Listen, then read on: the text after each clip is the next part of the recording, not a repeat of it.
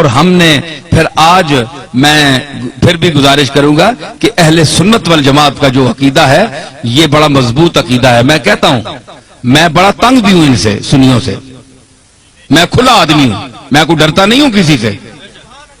زندگی موت اللہ کے ہاتھ ہے, اللہ کے ہاتھ ہے, کوئی نہیں مار سکتا.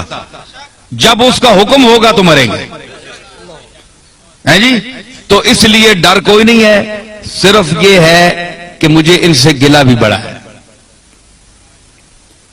کہ یہ سمجھتے ہیں کہ ہمارے مسلک کی ترجمانی کی جائے تو ہماری ساری ان باتوں کو مان لیا جائے جن کا ہمارے پاس ثبوت نہیں ہے, اور ہم نے اپنی طرف سے گھڑ کر اس کو دین میں شامل کر لیا ہے. ان کو بھی مانو تب سنی ہو, یہ میں نہیں مانتا. ٹھیک ہے, چاہے بریلوی حضرات تنگ ہو, چاہے کوئی بھی تنگ ہو. کئی لوگ کہتے ہیں جناب تم اپنا مذہب بتاؤ کہ تم بریلوی ہو, دیوبندی ہو, شیعہ ہو, اہل قرآن ہو, تبلیغی ہو, کیا بلا ہو.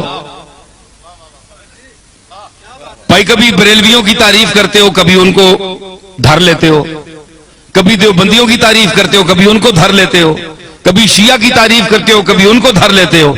تم یہ چکر کیا ہے, تم ہو کیا؟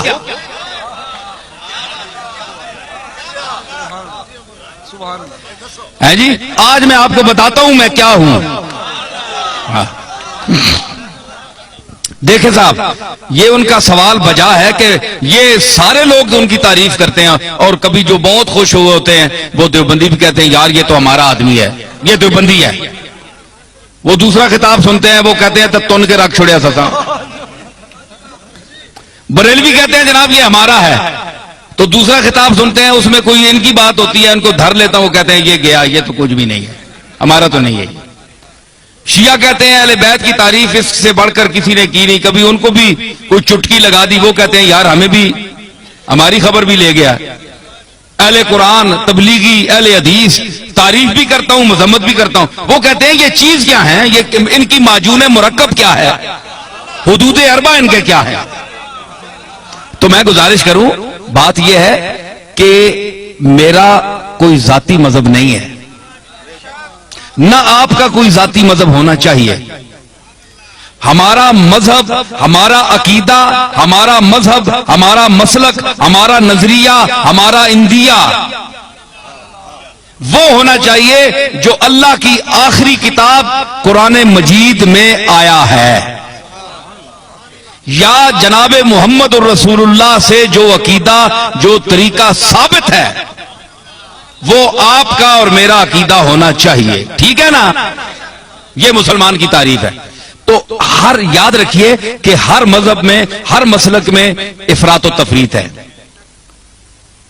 یا کوئی کسی بات میں گھٹ جاتا ہے, بہت دالیوں لے ونن تے بعض جگہ وہ اتنی شدت کرتے ہیں کہ حد سے بڑھ جاتے ہیں. میانہ روی, حضور نے فرمایا خیر الامور اوسطھا, یہ آپ کا ایسا جملہ ہے کہ پوری کائنات کے ہر چیز پر اس کا اطلاق ہو سکتا ہے. پوری کائنات, ہر عمل, ہر نظریہ, ہر نقطہ, یہ سرکار مدینہ کا وہ ارشاد ہے. میں اس کی تعریف کروں کہ فرمایا کہ ہر چیز میں درمیانہ روی اختیار کرو, ہر چیز میں. آپ اس کو گھر جائیں, اپنے بال بچوں کے ساتھ, بیوی کے ساتھ, والدین کے ساتھ, محلے والوں کے ساتھ برتیں, اور حضور کے اس ارشاد مقدس کو آپ ذہن میں رکھیں کہ ہر چیز میں میانہ روی, نہ حد سے بڑھو نہ حد سے نیچے ہو, درمیان میں چلو. وہ کسی نے کہا نا کہ عزیز اتنا ہی رکھو کہ جی بہل جائے, عزیز اتنا ہی رکھو کہ جی بہل جائے, اب اس قدر بھی نہ چاہو کہ دم نکل جائے. ہر چیز کا ایک طریقہ ہوتا ہے اعتدال, درمیانہ روی. تو حضرت پیر میر علی شاہ صاحب کا کو اللہ نے علماء عصر میں امتیاز کیوں عطا فرمایا, دیوبندیوں نے کیوں ان کو مانا, شیعہ نے کیوں مانا. رد مرزائیت میں جب میرے دادا وہاں تشریف لے گئے تو سب نے مسلمہ طور پر آپ کو مقتدا اپنا کیوں مانا. آج کون سا پیر ہے پاکستان میں کہ جس کو تمام مسالک کے علماء اور مشائخ اکٹھے ہو کر اپنا پیشوا مانے؟ کوئی ہے آپ کے سامنے آیا؟ نہیں آیا, اس لیے کہ وہ خود معتدل نہیں ہے. وہ پارٹی کا بن گیا ہے, پارٹی کا ہو کر رہ گیا ہے. اس نے کہا کہ اگر میں شیعہ ہوں تو میں نے شیعہ کی حمایت کرنی ہے, چاہے شیعہ غلط ہے میں نے شیعہ کو ثابت کرنا ہے. دیوبندی ہے تو اس نے کہا میں نے دیوبندیوں کو ثابت کرنا ہے چاہے وہ غلط ہی کریں. بریلوی ہیں ان کو میں نے ثابت کرنا ہے چاہے غلط ہی کہیں, میں نے ان کی تائید کرنی ہے. پیر میر علی شاہ صاحب میں یہ خوبی تھی کہ اللہ نے ان کو علم وافر کے ساتھ عقل سلیم بھی عطا کی تھی, اور وہ میانہ روی اور اعتدال حضور کے اس ارشاد کو سامنے رکھتے ہوئے کہ خیر الامور اوسطھا, کہ ہر چیز میں میانہ روی اختیار کرو, حدوں نہ ودو تے حدوں لو بھی نہیں, تھلے بھی نہ ہو. جو تکو نا ترکڑی تول لینا, تولتے ہیں نا, تے او جی وچ لوہا ہونا ہے اس تکنا ہے دکاندار پہ یہ ایتھے بالکل جس لئے انجا آونجے نا سدھا اس ویلے تولا جو برابر ہونا, انصاف ہے ترازو وچ ہے. تے کئی جڑے او تے مولیاں نے پتھر مار چھوڑنے, مار کے میں تکنا رہا ہاں, مولیاں نے پتھر مار چھوڑایا یا ایویں سودے نہیں چمک دیتی تو پلڑا انج ہو گیا تو اساں جلدی جلدی پا دیتا. کیوں سرور تکنا ہونا ہے ہاں. اچھا تو مطلب ہے کہ دھوکہ دے دیا, چکر دے دیا. تو مطلب یہ ہے کہ وہ سودا وہاں جاتا نہیں پورا, صرف ٹچ کر کے اس کو نیچے کر کے چکر دے کے چلے جاتے ہیں. لیکن جو سمجھدار گاہ کو اس کو پتہ ہے کہ جب یہ بالکل تول میں صحیح آئے گا نا, انصاف پہ آئے گا, نہ ادھر جھکاؤ ہوگا نہ ادھر ہوگا, تو پھر صحیح تلے گا. اس کو کہتے ہیں اعتدال, درمیان میں نہ ادھر نہ ادھر. تو آپ بتائیں کہ سودا وہ صحیح تلتا ہے نا جو اعتدال پر ہو, جسے اس کے آنے جی ترکڑی نہ ہو, کنڈا صحیح تولتے درمیان کھلوتا ہوا اور صحیح سودا تلنا ہے.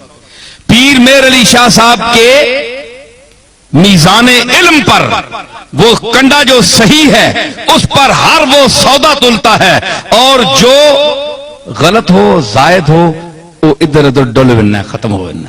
لوگ آ رہے جناب پیر صاحب عجیب آدمی ہے, کسی کو انہوں نے کافر نہیں کہا, کسی کو مشرک نہیں کہا, کسی کے خلاف فتویٰ نہیں دیا, سب کو کہتے ہیں مسلمان ہیں, لیکن یہ ذرا ٹھیک کر لو, یہ ٹھیک کر لو, یہ غلط ہو تم, یہ غلط ہو, یہ ذرا ٹھیک ٹھاک کر لو, باقی تم ٹھیک ہو. پیر میرے علی شاہ صاحب یہی کہتے ہیں نا. تو ہمارے یہ آج کے بعض بریلوی حضرات یہ کہتے ہیں جناب کہ انہوں نے اتنا علم ہونے کے باوجود انہوں نے کیوں کسی کو کافر نہیں کہا, دیوبندیوں کو کافر کیوں نہیں کہا پیر میر علی شاہ نے, اتنا بڑا عالم ہے, اور دوسرے لوگوں کو کیوں نہیں کہا. بھائی کوئی کفر کی بات سامنے آئے تو کافر کہیں, ان کی تصانیف آپ پڑھیں. تو یہ اتفاق کے ساتھ بالاتفاق یہ بات جو ہے یہ آپ ذہن میں رکھیں کہ چاہے بریلوی ہو, چاہے دیوبندی ہو, شیعہ ہو, کوئی بھی ہو, اگر اس کے دل میں اس کے زبان سے ایسا جملہ نکلتا ہے جو رسول اللہ صلی اللہ تعالی علیہ وسلم کی گستاخی پر مبنی ہے, وہ حضور کو لوگوں کی نظروں سے گرانا چاہتا ہے, وہ دائرہ اسلام سے خارج ہے. ٹھیک ہے, باقی ہمارے بزرگوں کو نہ ماننے والا کافر نہیں ہوتا. ٹھیک ہے نا جی, ہمارے بزرگوں کو نہ مانے, کوئی داتا صاحب کو نہ مانے, وہ اللہ خود ہی منوا لے گا, وہ خود ہی پکڑے گا. اگر اللہ کے مقبولوں کے ساتھ کوئی زبان درازی کرتا ہے تو اللہ بڑا غیرت مند ہے, وہ نہیں چھوڑتا. اس نے کہا تھا بس تجربہ کر دیم دری دیر مکافات, با درد کشاں ہر کے در افتاد بر افتاد. حافظ نے کہا کہ ہم نے اس دیر مکافات میں بڑا تجربہ کیا ہے. یہ دیر مکافات ہے نا, بدلہ یہی مل جاتا ہے انسان کو, جو کسی کا حق دبائے, جو یتیموں کا مال کھائے. کتنے گیا ہو شکیل, ٹھیک ہے, خلیل, ٹھیک ہے نا. تو مطلب ہے آپ کے علاقوں میں بھی ایسی چیزیں ہیں کہ جو غریبوں کا مال کھاتے ہیں, یتیموں کا مال کھاتے ہیں, اور ان کے یتیم رشتہ دار جو ہیں وہ دوسروں کے مدرسوں میں پلتے ہیں جا کر. سمجھ آئی؟ تو یہ فرمایا کہ وہ لوگ یاکلون فی بطونہم الا النار, وہ کھاتے ہیں اپنے پیٹوں میں انگارے, بھر رہے ہیں انگارے, آگ کے انگارے, جو یتیم کا مال کھاتے ہیں. ٹھیک ہے نا. تو کہتے ہیں انہوں نے کیوں نہیں فتویٰ لگایا. بھائی فتویٰ انہوں کا دیکھیں, جو رسول اللہ کی گستاخی کرے گا, حضور کو کے متعلق, اور سب سے وہابیوں کے جو سربراہ ہیں, اپنا نہیں کیا نام ہے, ابن تیمیہ, وہ ان کے بھی جد اعلیٰ ہے. تو مطلب ہے عقیدے میں جد اعلیٰ ہے. تو ابن تیمیہ جیسا آدمی اس نے لکھا کہ ایک ہے کپڑے کا میلا ہونا, ایک ہے حکارت سے کوئی گئی سٹ ہے ایویں ترقیا میلا ہے, ذہن میں اس کو حقیر کہے, ذہن میں یہ عقیدہ رکھے کہ میں اس کی حکارت کر رہا ہوں.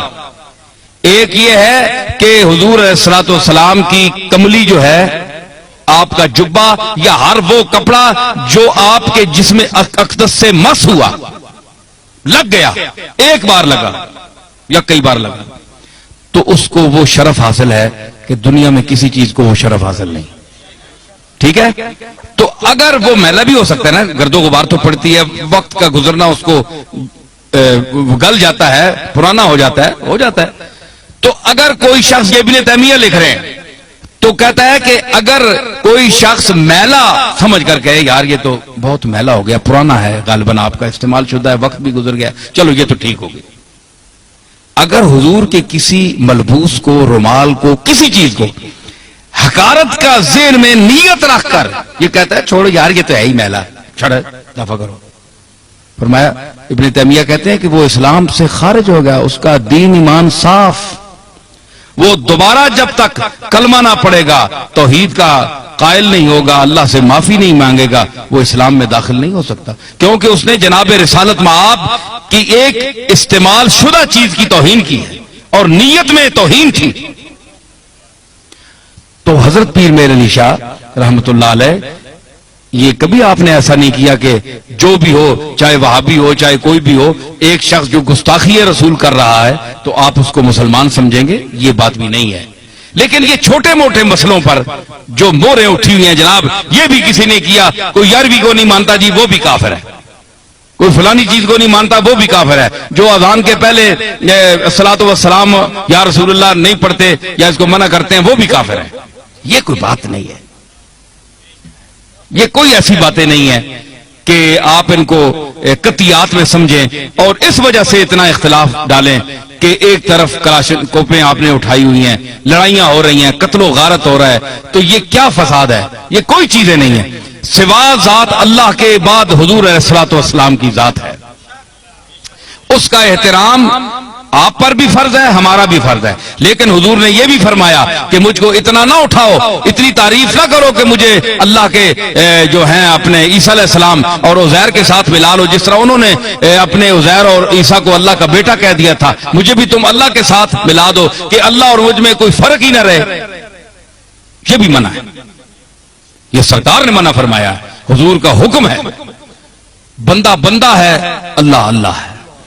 سمجھ آئی؟ یہ سرکار کی تعلیم ہے, تو یہ سرکار کی اپنی تعلیمات پر ہمیں چلنا چاہیے. اتنا بھی نہ آپ بڑھائیں کہ کل ہمیں قیامت کے دن حضور کے سامنے آپ حکم دیں کہ ان کو جوتے مارو, تو اس محبت کا کیا فائدہ؟ محبت تو وہ کرنی چاہیے جس سے رسول اللہ خوش ہوں, تو ظاہر رسول اللہ اسی پر خوش ہوں گے جو آپ کے طریقے پر چلے گا, آپ کے احکام اور آپ کی احادیث اور قرآن مجید کی آیات کی روشنی میں چلے گا.